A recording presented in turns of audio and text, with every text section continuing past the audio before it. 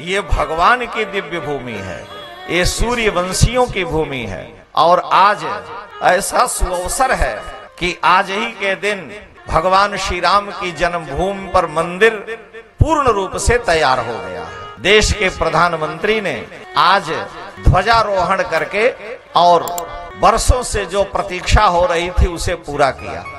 अरे भाई, भगवान श्री राम आए तो भी धोबी एक था गरियाने वाला। तो आप कितना भी करिएगा, सृष्टि में कुछ न कुछ तो लोग मीन मेख निकालने वाले रहेंगे ही। साधु में भी कुछ कालनेमी होते हैं, तो वो अपना अंड बंड बकते हैं कि मंदिर नहीं बना, प्रतिष्ठा हुई, फलाना हुई, अपने अपने लोग कहते हैं। लेकिन ध्वज चढ़ जाने का मतलब कि मंदिर का पूर्ण निर्माण है, बिना ध्वज के।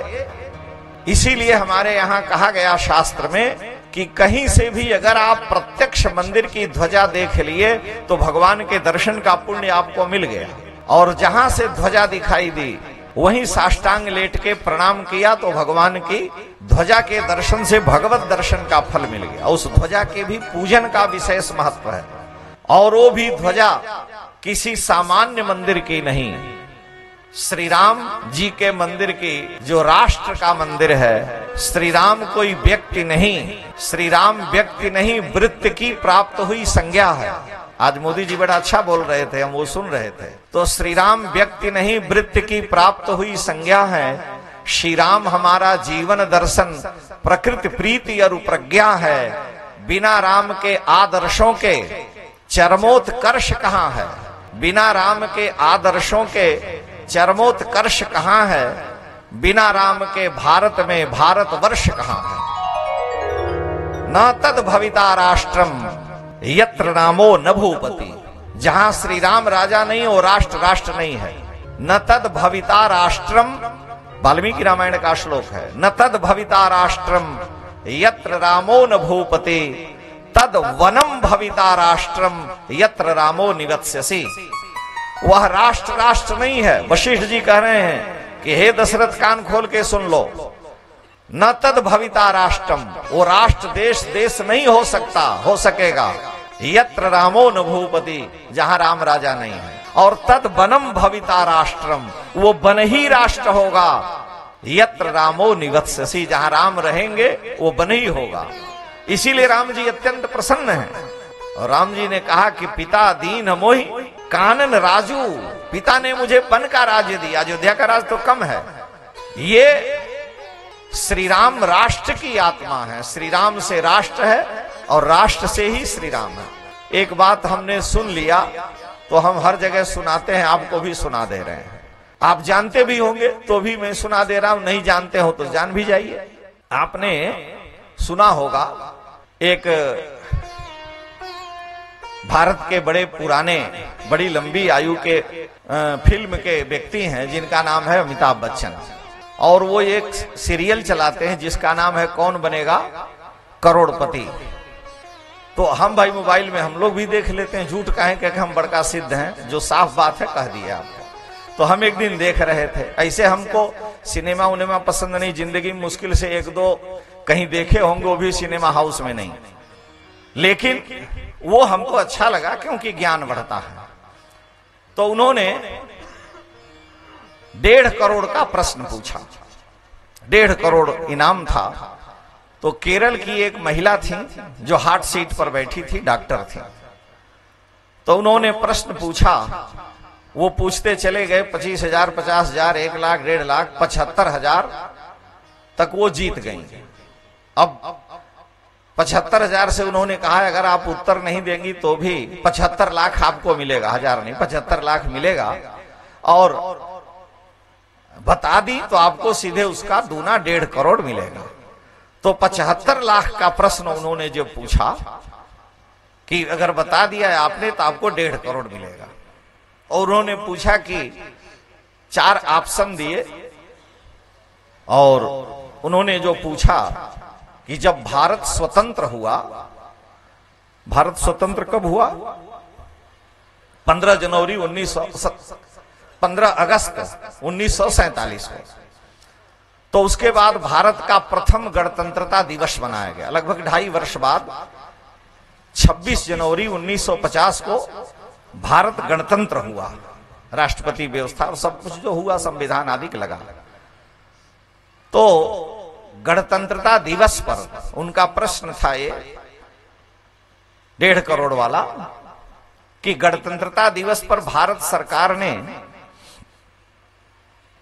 पहली बार भारत के गणतंत्र दिवस 26 जनवरी के उपलक्ष्य में सन 1950 में उन्होंने डाक टिकट भारत सरकार ने जारी किया।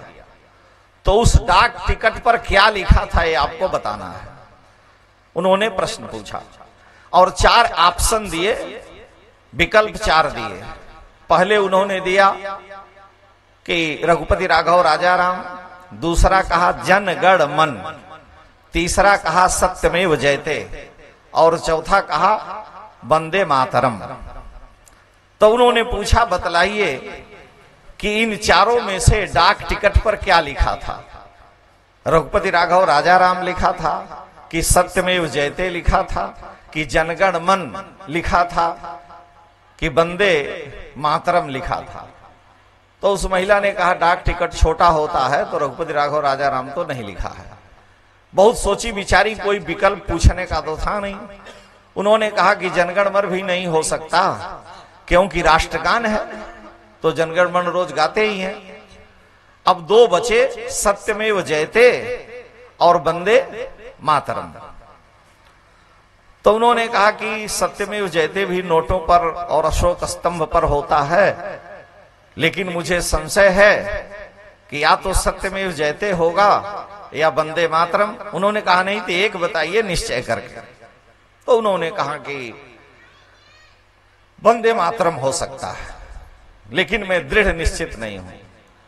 और उन्होंने जब लॉक किया, जो बोलते हैं वही शब्द हम कह रहे हैं, जब उन्होंने कंप्यूटर लॉक किया तो कंप्यूटर ने गलत बता दिया। उसने कहा आपका उत्तर गलत है, यानी आपको 75 लाख के इनाम का आप प्रश्न हार गई, आपको 75 लाख मिलेगा। तो उन्होंने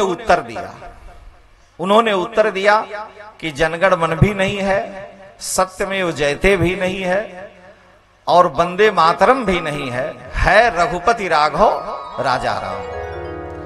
मुझको ये बात इसलिए कहनी पड़ी और कह रहे हैं और हमको अच्छी लगी कि जब देश हमारा स्वतंत्र हुआ, जब प्रथम गणतंत्र यह राष्ट्र हुआ, तो उस समय राष्ट्र के नेताओं ने जो डाक टिकट जारी किया, उनके हृदय में उस समय कल्पना थी कि रघुपति राघव राजाराम इस राष्ट्र की आत्मा श्री राम है। और फिर आपको मैं बताऊं, हम भी जिज्ञासु हैं, हमने फिर डाक टिकट को गूगल गुरु से पूछा और पूछ करके फिर जब देखा तो वो डाक टिकट मेरी मोबाइल में आया और उस पर लिखा हुआ है रघुपति राघव राजाराम। कहने का मतलब यह है कि इस देश का प्रत्येक प्राणी, जब कोई पार्टीबाजी नहीं थी, राष्ट्र प्रथम बार स्वतंत्र हुआ था, उस समय भी यही कल्पना थी कि इस राष्ट्र की आत्मा श्री राम है, इस राष्ट्र के राजा एकमात्र श्री राम हैं और वही भारत की आत्मा है।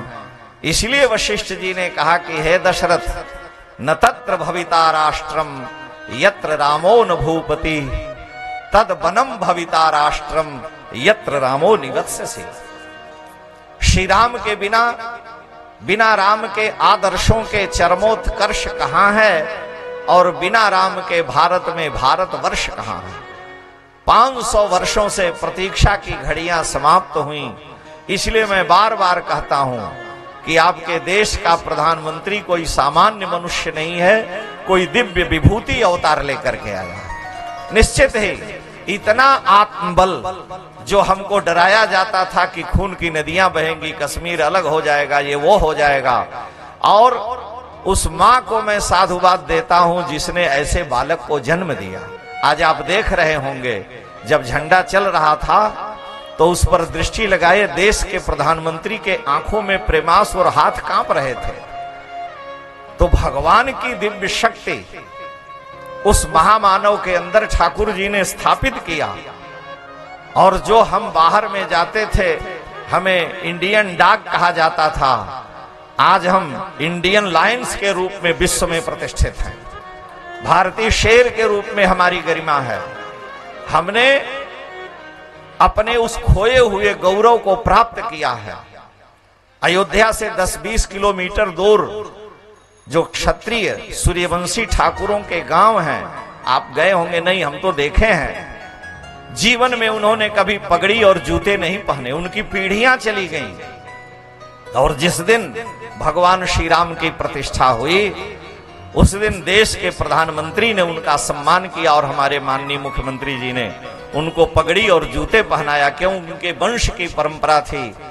पुरुष की शान उसकी पगड़ी होती है। हमारे यहां शास्त्र में, तंत्र विद्या में लिखा है कि जिस व्यक्ति का सिर बंधा हुआ है, सिर पर जिसके पगड़ी है, जिसके बाल ढके हुए हैं, उस पर भूत प्रेत का प्रभाव नहीं पड़ता है, तंत्र मंत्र उस पर लागू नहीं होगा जिसके सिर बंधे हुए हैं। इसलिए स्त्री के सिर को ढकने की मर्यादा है, और जहां सिर नहीं ढका जाता और शरीर अशुद्ध है, वहीं भूत प्रेत का प्रभाव है। किसी भी पूजा पाठ मंदिर में आप जाएंगे तो शास्त्रीय आज्ञा है कि आपका सिर ढका हो। केवल हमारे यहां नहीं, सिख में जाइए, ईसाइयों में जाइए, मस्जिद में कहीं भी जाइए, विश्व के हर धर्म में सिर को ढकने की परंपरा इसीलिए है। और किसी भी प्रकार का हमारा सम्मान नहीं रहा जब मेरे राघव का ही मंदिर नहीं रहा। और वर्षों से उनकी 50 पीढ़ियां चली गईं, और जब भगवान श्री राम पधारे तो उन्होंने, आप कल्पना करिए कि दूल्हा बने बारात जाती थी लेकिन जूते नहीं धारण करते थे। ये गौरव रहा। लाखों उनके वंश के लोग, अयोध्या के हजारों लाखों महात्मा अपना बलिदान दिए, लेकिन समझौता नहीं किया। वृंदावन में, मथुरा में समझौता हुआ, काशी में लोग इधर उधर बना लिए, लेकिन अयोध्या वासियों ने, क्योंकि राम राष्ट्र की आत्मा है और राष्ट्र से समझौता नहीं किया जा सकता है, इसलिए अयोध्या वासियों ने समझौता नहीं किया। और आज वह मंदिर पूर्ण रूप से बन करके तैयार है। और हम लोग बार बार ये कहते थे कि मेरे राघव श्री राम आएंगे, और आज वो आ गए हैं। मेरी झोपड़ी के भाग आज जाग जाएंगे, राम आएंगे। मेरी झोपड़ी के भाग आज जाग जाएंगे, राम आएंगे। मेरी झोपड़ी के भाग आज जाग जाएंगे, राम आएंगे। राम आएंगे, आएंगे, राम आएंगे। राम आएंगे, आएंगे, राम आएंगे। हो राम आएंगे, आएंगे, राम आएंगे। राम आएंगे, आएंगे, राम आएंगे। मेरी झोपड़ी के भाग आज जाग जाएंगे, राम आएंगे। मेरी झोपड़ी के भाग आज जाग जाएंगे, राम आएंगे।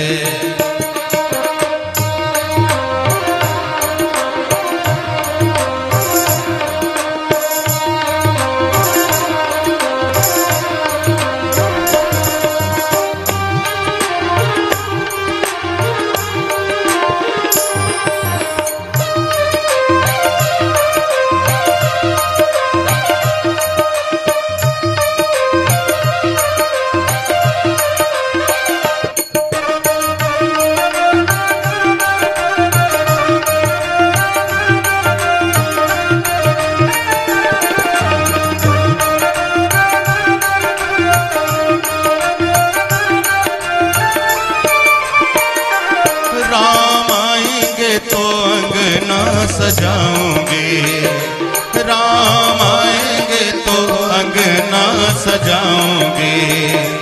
दीप जला के मैं दिवाली मनाऊंगी। दीप जला के मैं दिवाली मनाऊंगी। मेरे जन्मों के सारे पाप मिट जाएंगे, राम आएंगे।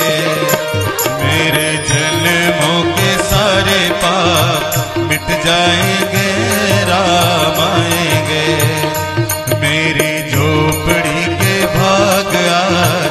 जाग जाएंगे, राम आएंगे।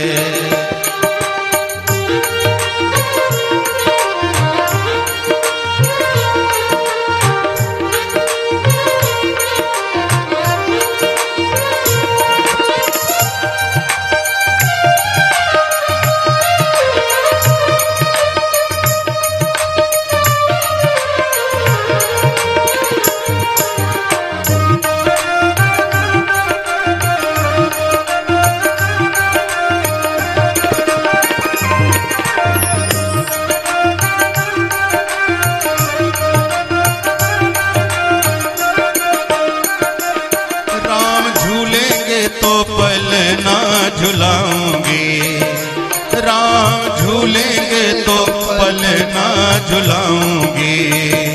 मीठे मीठे उनको भजन सुनाऊंगी, मीठे मीठे उनको भजन सुनाऊंगी। मेरी जिंदगी के सारे कष्ट मिट जाएंगे, राम आएंगे। मेरी जिंदगी के सारे दुख मिट जाएंगे, राम आएंगे। मेरी झोपड़ी के भाग आज जाग जाएंगे, राम आएंगे।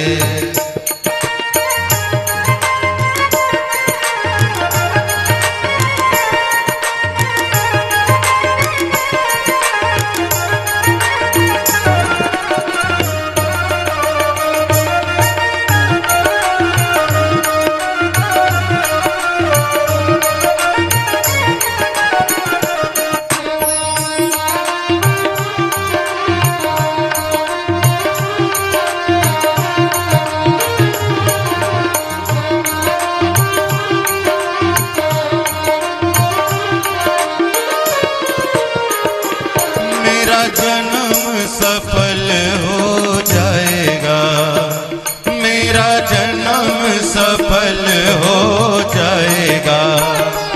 तन झूमेगा और मन गीत गाएगा, तन झूमेगा और मन गीत गाएगा। मेरी किस्मत को चमकाएंगे, राम आएंगे। चमकाएंगे, राम आएंगे। मेरी झोपड़ी के भाग आज जाग जाएंगे, राम आएंगे। मेरी झोपड़ी के भाग आज जाग जाएंगे, राम आएंगे। राम आएंगे, आएंगे, राम आएंगे। राम आएंगे, आएंगे, राम आएंगे। मेरी झोपड़ी के भाग आज जाग जाएंगे, राम आएंगे। मेरी झोपड़ी के भाग आज जाग जाएंगे, राम आएंगे। मेरी झोपड़ी के भाग आज जाग जाएंगे, राम आएंगे। वर्षों से अयोध्यावासी यही प्रतीक्षा करते रहे कि एक दिन ठाकुर जी आएंगे, और वह प्रतीक्षा की जो घड़ी थी, आज वो प्रतीक्षा की सारी घड़ियां पूर्ण हो गईं।